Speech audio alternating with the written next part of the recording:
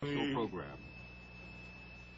NBC News presents a special report on the life and times of Elvis Presley. Here is NBC News correspondent David Brinkley. Good evening. It didn't even matter a great deal whether you liked Elvis or not. He changed our lives. So were a lot of other people, parts of our lives, but they didn't change things. Montavani played Charmaine 1,000 times, and we heard it on the radio in elevators and dentists' offices, but it didn't change anything. Elvis Presley did. He changed the way then teenaged America thought about things, about public entertainers and pop music and popular attitudes toward living and behaving and dressing and talking. And so when he died today of some kind of heart ailment at the age of 42, people felt a sense of loss whether they ever liked his singing or not, particularly in Memphis, where he lived. Jackson Bain is in Memphis. Rock and roll, as he was called, died quickly and quietly in the bedroom of his mansion here this afternoon. He was found unconscious on the floor of his bedroom by his road manager, Joe Esposito. After Esposito's attempts to revive Presley failed, he called the Memphis Fire Department ambulance service. The ambulance rushed the 42-year-old singer here to Baptist Hospital, a 10-minute trip from the mansion. And Presley was pronounced dead on arrival. An autopsy was held tonight, and late this evening, Shelby County Medical Examiner Dr. Jerry Francisco announced that Elvis Presley had died of a severe, irregular heartbeat. The autopsy had been completed, and the cause of death is cardiac arrhythmia due to undetermined causes. Now, what this means is that there are several cardiovascular diseases present, which include a history of mild hypertension, which was under pretty good control, and some coronary artery disease. Now, these two diseases may have been responsible for this cardiac arrhythmia. The precise cause has not yet been determined for the cardiac arrhythmia. It may take several days to several weeks to determine that specific cause, and in some cases it never is discovered.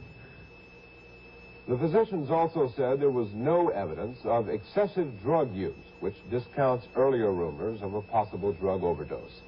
Outside the heavy gates of the mansion Presley built for his late mother, crowds began to gather this afternoon. Many were ardent fans. Many were simply curious. Some were crying. Presley's friends and business associates began gathering too, passing inside without comment. Funeral arrangements are being made tonight, and those arrangements are expected to be announced tomorrow. Jackson Bain, NBC News, in Memphis. It was all kind of hokey, but it did have the virtue, rare nowadays, of being real. Elvis really was poor and unknown and thinly educated when he went into a recording studio at the age of 19 to make his first records playing a 1295 guitar. And they began to catch on because the disc jockeys played them, and he was a big number by the time he was drafted into the Army. He went, he didn't ask for favors, and he got promoted to sergeant. When he came back from the Army, he was married to a girl he met while he was in. They had one baby and one divorce, like a lot of others. We are indebted to MGM for the following excerpts from a film called Elvis on Tour. Elvis was born in Tupelo, Mississippi, and his father worked in a paint factory. The family moved to Memphis when he was 13. He took up the guitar, cut a record, and became a national sensation when Ed Sullivan put him on his television show in 1956. For his second appearance of 3 appearances on our show tonight, Elvis Presley. You ready? Let's go and go. I got a gal that I love so.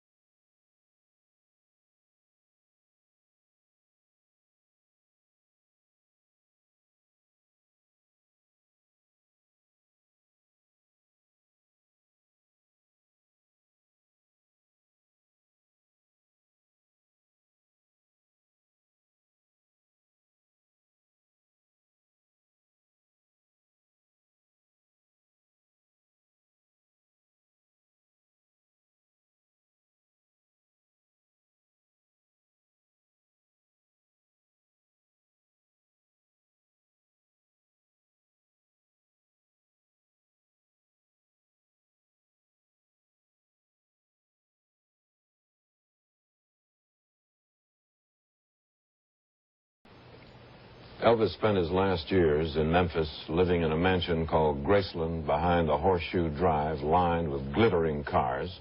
Because he actually was a little shy, he didn't go out much, but everyone in Memphis knew he was there. He was a part of their lives. And so there was a special reaction there today when the news came out. Jackson Bain in Memphis. David, there is something in the rock and roll dictionary called the Memphis sound. It's a solid rhythm and blues kind of music with roots heavy into Southern gospel. Memphis was the town Elvis Presley adopted as he rose from truck driver to established star, and the town adopted him as well. Memphis is the kind of town which is populated by just the kind of people who were the most ardent of Elvis Presley fans. The middle and lower middle class ticket buyers and record buyers who made Presley the star he became. Well, those people were in shock this afternoon, incredulous, and they kept asking the reporters here if it was really true, if there couldn't have been some mistake. And when the answer was confirmed, they walked away in stunned silence. And many turned back to the only Elvis Presley they ever really knew. Not the quiet, reclusive millionaire, but the soft, deep baritone on the records they loved.